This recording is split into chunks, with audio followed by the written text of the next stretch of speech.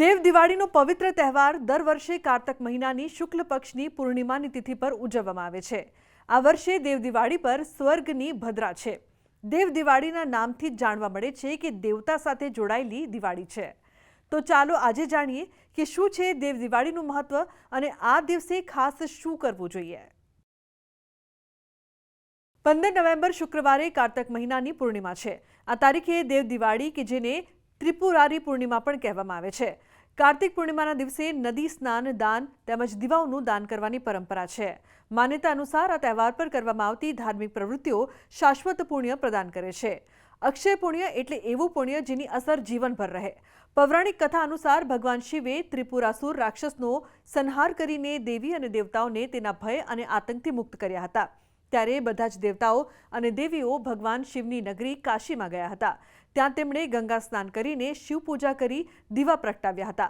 ત્યારબાદથી દર વર્ષે કાર્તિક પૂર્ણિમાના રોજ કાશીમાં દેવ દિવાળીનું આયોજન પણ થાય છે। લોકો ગંગા ઘાટને દીવાઓથી સજાવે છે અને શિવ પૂજા કરે છે। દેવ દિવાળીના દિવસે કાશી દીવાઓથી ઝગમગી ઉઠે છે। જાણો કાર્તિક પૂર્ણિમાના દિવસે કયા કયા શુભ કાર્યો કરી શકાય। પૂર્ણિમાના દિવસે પવિત્ર નદીમાં સ્નાન કરવું જોઈએ। આ દિવસે અનેક શ્રદ્ધાળુઓ ગંગા, યમુના, નર્મદા, શિપ્રા જેવી પવિત્ર નદીઓમાં સ્નાન કરવા આવે છે। જે લોકો નદીમાં સ્નાન કરી શકતા નથી તેમણે ગંગાજળને પાણીમાં મિક્સ કરીને પોતાના ઘરે સ્નાન કરવું જોઈએ। સ્નાન કરતી વખતે વ્યક્તિએ તમામ તીર્થ સ્થાનો અને પવિત્ર નદીઓનું ધ્યાન કરવું જોઈએ। ભગવાન વિષ્ણુ અને મહાલક્ષ્મીનો અભિષેક કરવો જોઈએ। ઘણા લોકો કાર્તિક પૂર્ણિમાના ઉપવાસ પર રાખે છે। જરૂરિયાતમંદ લોકોએ દૂધ, ફળ, નારિયેળ, કપડાં, ચંપલ, ગરમ કપડાં, ધાબળા વગેરે વસ્તુઓનું દાન કરવું જોઈએ। આ દિવસે ભગવાન સત્યનારાયણની કથા વાંચવી અને સાંભળવી જોઈએ।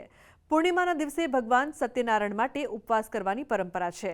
એવું માનવામાં આવે છે કે આ શુભ કાર્ય પરિવારમાં સુખ અને શાંતિ જાળવી રાખે છે। દેવ દિવાળી એટલે ભગવાનની દિવાળી।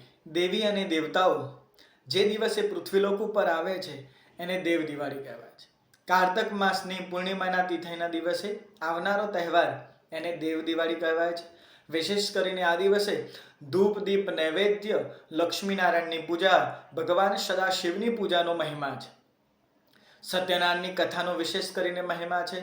આ દિવસે તમે સત્યનું આચરણની સાથે જીવનમાં સત્યની સાથે રહો તો તમને ભગવાન લક્ષ્મીનારાયણની કૃપા થાય છે।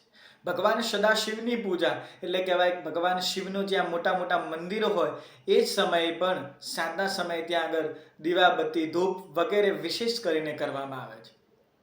દેવ દિવાળી આ દિવસે કોઈ અનુષ્ઠાન કરવું હોય, વિશેષ કરીને તમે જે મંત્ર જાપ કરતા હોય એના મંત્ર જાપ માટે પણ આ દિવસ ઉત્તમ રહે છે। દેવ દિવાળીના દિવસોમાં ગુરુ નાનક જયંતિ પણ આવે છે, જેથી કરી અને હિન્દુ અને શીખ કોમ્યુનિટી માટે આ વિશેષ કરીને શુભ મહિમા વર્ણવાય છે। તો આજના મારા આ અહેવાલમાં બસ આટલું। ફરી મળીશું એક નવી અને મહત્વપૂર્ણ જાણકારીની સાથે, પરંતુ આ વિડીયોને આપ ખાસ લાઇક કરજો અને વધુમાં વધુ શેર કરજો। નમસ્કાર।